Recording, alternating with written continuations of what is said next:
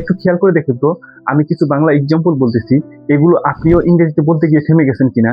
যেমন, গতকাল আমাদের কোনো ক্লাস ছিল না, বা তাদের কোনো টাকা ছিল না, অথবা আমাদের কোনো সময় ছিল না। বাংলায় আমরা খুব সহজেই বলতে পারি ছিল না, কিন্তু ইংরেজিতে অনেকেই কনফিউজড হয়ে যান। যখন আমরা অতীতে কারো কাছে কিছু ছিল না বলতে চাই, তখন আমরা ব্যবহার করি ডিডেন্ট হ্যাভ এর স্ট্রাকচার।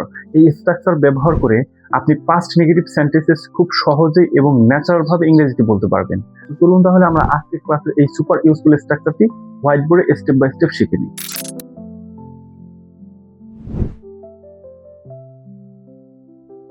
এই হচ্ছে তাহলে আমাদের আজকের ভিডিওর স্ট্রাকচার এবং সিচুয়েশন। চলুন প্রথমে আমরা আগে স্ট্রাকচার এবং সিচুয়েশনটা ভালোভাবে বুঝে নিই। দেখেন, আজকের সিচুয়েশনটা হবে কি, অতীতে কারো কাছে কিছু ছিল না। কি বলছি, অতীতে কারো কিছু ছিল না বোঝাতে এরকম ধরনের কথা আমরা কিভাবে বলবো সেটাই শিখবো এই সুপার ইউজফুল স্ট্রাকচারের মাধ্যমে। দেখেন, স্ট্রাকচারটা হবে কি, subject plus didn't have plus NPV. এখানে দেখেন, এনপিভি অর্থ হচ্ছে কি নাউন প্রোনাউন। তারপরে আরেকটা গুরুত্বপূর্ণ বিষয় মাথায় রাখতে হবে, সেটা হচ্ছে কি ডিডেন্ট হ্যাভ সাবজেক্ট অনুযায়ী কিভাবে বসে এটা একটু মাথায় রাখতে হবে। এক্ষেত্রে আমরা যেহেতু পাস্ট সেন্সে কনভারসেশন করব, পাস্ট সেন্সের সাহায্যকারী ভার্ব হচ্ছে ডিড, তাহলে সকল সাবজেক্টের ক্ষেত্রে ডিডেন্ট হ্যাভ বসবে, এটা মাথায় রাখতে হবে। আই থিঙ্ক আপনারা এখন বুঝতে পারছেন সিচুয়েশন এবং স্ট্রাকচার সাবজেক্ট অনুযায়ী ডিডেন্ট হ্যাভ কিভাবে ইউজ হবে। চলুন এখন আমরা শিখে নেই এই সিচুয়েশনে এই স্ট্রাকচারের মাধ্যমে রিয়েল লাইফে কিভাবে কনভারসেশন করতে হবে। তার জন্য আমরা কিছু রিয়েল এক্সাম্পলের মাধ্যমে শিখে নেই, কারণ আমরা যদি রিয়েল এক্সাম্পলের মাধ্যমে শিখি তাহলে আমাদের স্ট্রাকচার মুখস্থ করতে হবে না। উইদাউট এনি থিঙ্কিং আপনি ইংলিশে ফ্লুয়েন্টলি কথা বলতে পারবেন। তো চলুন তাহলে আমরা প্রথম রিয়েল এক্সাম্পলের মাধ্যমে শিখে নিই।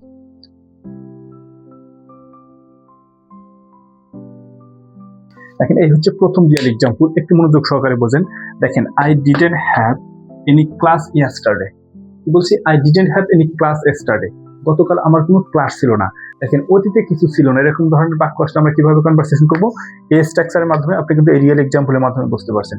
চলুন আমরা এরকম আরো কিছু রিয়েল এক্সাম্পলের মাধ্যমে শিখে নিই। দেখেন, তারপরে রিয়েল এক্সাম্পল হচ্ছে কি, একটু মনোযোগ সহকারে বোঝেন।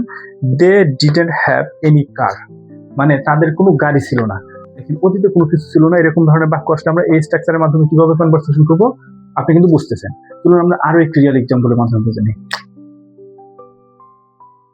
দেখেন, তারপরে রিয়েল এক্সাম্পল হচ্ছে শি ডিডন্ট হ্যাভ মানি, তার টাকা ছিল না। দেখেন, অতীতে কোনো কিছু ছিল না, কিভাবে কনভারসেশন করবেন আপনি কিন্তু এই তিনটা রিয়েল এক্সাম্পলের মাধ্যমে এখন ক্লিয়ারলি বুঝতে পারছেন। সো আপনি যদি এই তিনটি রিয়েল এক্সাম্পল বুঝে থাকেন তাহলে কিন্তু এরকম ধরনের কথা কিন্তু আপনি আপনার রিয়েল সিচুয়েশনে অলওয়েজ বলেন। সো এখন কিন্তু আপনি ইংলিশে স্মার্টলি বলতে পারবেন এই স্ট্রাকচার ইউজ করে এই সিচুয়েশনে এই রিয়েল এক্সাম্পল বোঝার মাধ্যমে।